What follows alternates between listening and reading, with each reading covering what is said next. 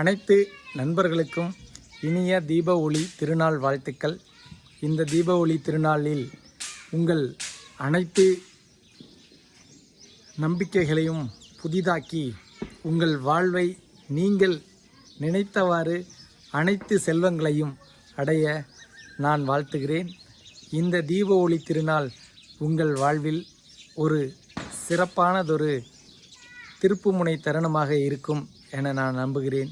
நீங்கள் உங்கள் வாழ்வில் வெற்றி பெறுவதற்கு, நீங்கள் உங்கள் வாழ்வில் நினைத்ததை நடத்துவதற்கு, நீங்கள் இன்று உங்கள் நம்பிக்கையை, உங்களால் முடியும் என்ற நம்பிக்கையை உங்களுக்குள் விதைத்து கொள்ளுங்கள்.